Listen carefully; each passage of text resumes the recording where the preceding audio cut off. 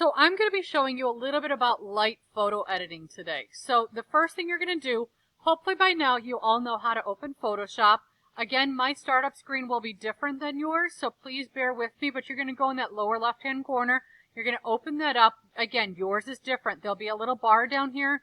You can actually start typing in photo, and Photoshop should pop up. I'll go in all my apps. You'll find it under the Adobe Design Premium, and then you scroll down, you find Photoshop, and then you're going to go ahead and open it up. Mine is already open, but I'm going to go ahead and I'm going to show you how you're going to open one of your pictures. So you're going to start with one of your pictures. You're going to file open. And then you need to locate them.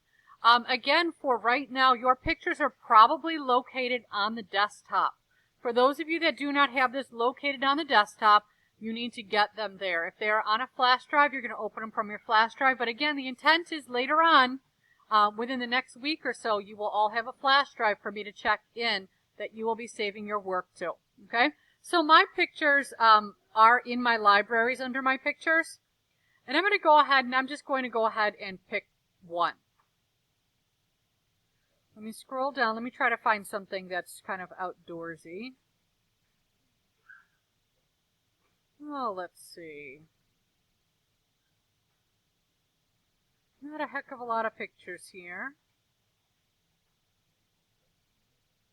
There we go. I'm just going to go ahead and I'm going to pick one of these.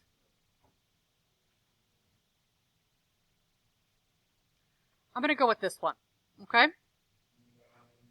I go ahead and click it, and then you're going to go ahead and open. You're going to pause this video right now. You're going to make sure that you have your first picture open, and then go ahead and resume the video. Alright, so your picture should be open right now. You can see I have a picture here right now. And this image, you can see that I have a few toolbars on here I want to remind you of. I'm going to call this my left side. Obvious reasons. You'll see I have a lot of the tools that I need to edit and move my pictures around. The top, and then the right-hand side. If yours does not look like this, I'm going to show you really quick how you reset it. This is something you could use for always. If you go up to Window, Workspace, and then Reset Essentials, that will help put all of your menus back the way they should be, all of your palettes the way they should be, just because we want to make sure you know where to find what. Okay, so you can press that. That should get you somewhere over here. Now, if ever you are missing something, if ever you're looking and you can't find your layers or you can't find your history, what you're going to do is you're going to go up to Window and you're going to find what you're missing. When you click on it, it will add it where it needs to be. So if my history was missing, I would go ahead and click on History and it would place it right over here for me. I can press this little double arrow. It'll put it right back in. So I've got a few options for you. It's really important that you know a little bit about what you see here. First of all, right here with your layers, you see right now we have one layer and it's our background. Very limited as to what you can do with your layers when it's on just your background. So I'll explain what you're going to want to do each time. Second thing you need to make sure you see is your history.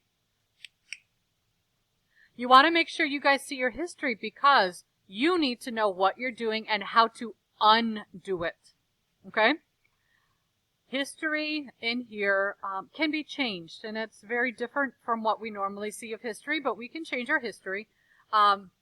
In terms of how we're going to start, the first thing you do when you start every picture is a simple function up top, either Layer, Duplicate Layer, or Control-J. The very first thing you're going to do. Alright, so now that we're back, we're starting to talk about creating duplicates of layers. But some of you, if you do find that you have an issue with the picture not opening, if it's on your device, if it's on your phone or on a camera, it may not allow you to open it unless it is saved to your computer. So if that's the case, you're going to go to the bottom. Let me expand this a little bit. You may need to go to the bottom here. This Windows Explorer will allow you to find your pictures on your phone. You're going to grab whatever those pictures are. We're going to minimize Photoshop. You're going to grab those pictures. I'm just going to go here just for the sake of it. Grab whatever those pictures are and then drag them out to your desktop. So just click and drag them out so you have a copy, and that's where you're going to be able to open them up from. So for those of you curious, that's how you're going to fix that issue. All right, so back onto Photoshop. Again, we want to duplicate this layer. So we're going to start duplicating this layer now. So again, what we're going to do is we're going to go ahead and we're going to make a copy of our background in order to make sure that when we're working, we can always have a safe copy. So first thing you do is layer and duplicate layer. At this stage, you can just say OK, or the keyboard shortcut of Control-J. If you hold the Control key down, Control key is the lower left-hand corner of your keyboard. It is CTRL. Hold the Control, tap the J, and you'll see that you get a copy of it. Okay? So from there, we're going to start working on some editing. So go ahead and make sure that you can see your layers. If you can't, you go to Windows and Layers, and that you have a background copy and a background. All right, so some light editing.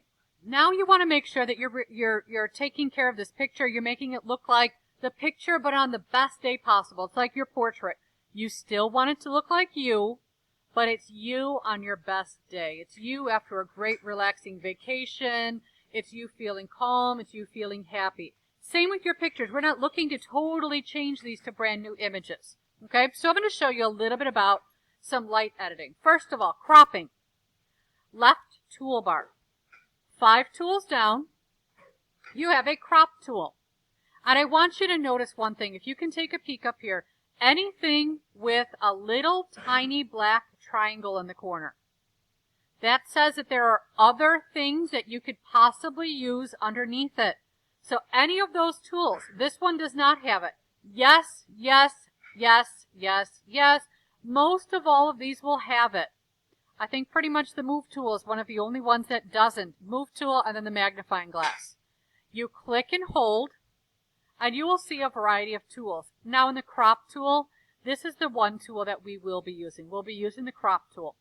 And you use that by clicking and dragging to select what you want to keep. Now after you stop clicking and dragging, if you need to move this a little bit, here, a little bit there, push or pull it a little bit, it's perfectly fine. But again, it shouldn't be cropping like this.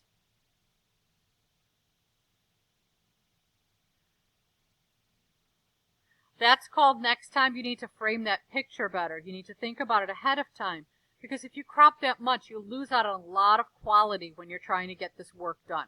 So again, your crop tool, located here, drag what you would like to keep, let go, adjust it, then you're going to press the Enter key. Once the Enter key gets pressed on your keyboard, you will see that it will delete all of those things. So let's say you don't like what just happened. You're going to go back here to History. I remind you, History is those little 3 boxes with that little arrow that goes up. The last thing I did is on the bottom. Crop, and then you're going to go up to Delete Layer. That is exactly what I just changed. I went from this to this. If I didn't like what I did, I'm going to go here, I'll put this back, and then I'm going to go ahead and crop it again. Let's say I felt I cropped too much off the bottom. I just wanted a little off the side. It'll naturally get rid of the old stuff. It won't. Never, please, please, never, never, never delete from History. Big important thing. Just go to the area that you want to be at and then start working. It'll naturally delete the rest of that. Okay? So with that, we now have our picture cropped, and we're going to go ahead and work with the color. This is a huge area for color right here, or our values and colors. You've got your adjustments. Okay? First thing I like to do is a levels adjustment. Okay? There are a couple ways of doing this. I will show you both, but don't get yourselves confused. A levels adjustment, this menu, we'll do it directly to the picture. Okay? So a levels adjustment, this is the distribution of all the colors inside of here. So my dark colors, my medium values, and my light values. Okay? So that you can see is very heavy in the center, not a lot of bright, not a lot of dark. But if I hit auto, you're going to see it's going to pull different things from there. I can also grab these slider bars right here, and I can brighten or darken things manually. Okay, so at that stage, that's what I have. Now I'm going to make a copy of that. Don't do this one, but this one is Image adjustments, levels. This one, however, when I go to my adjustments right here, again, if you don't see that, right here, I can choose my levels in this way. And I want you to then click back on layers in a minute. You'll see what happens. Same menu, same everything. You can go ahead and adjust these values accordingly. And then you'll see it will be an adjustment in that. So this is affecting that. Okay? So you have that option. I will tell you doing it this way is a little more straightforward right now. So just going to Image, Adjustments, Levels.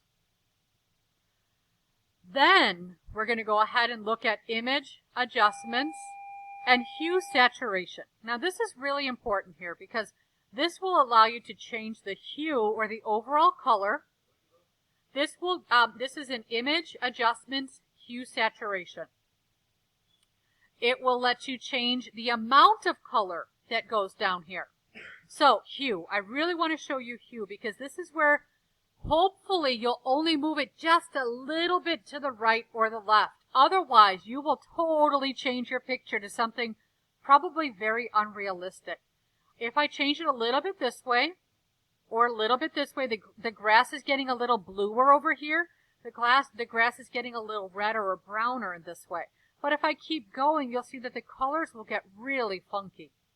So that should only be done in specific cases. You want to make sure that your pictures right now are still realistic. I want to pop that grass a little bit more. I think I like it at a +9. Again, plus or minus 10 at most right now is probably what you're looking at.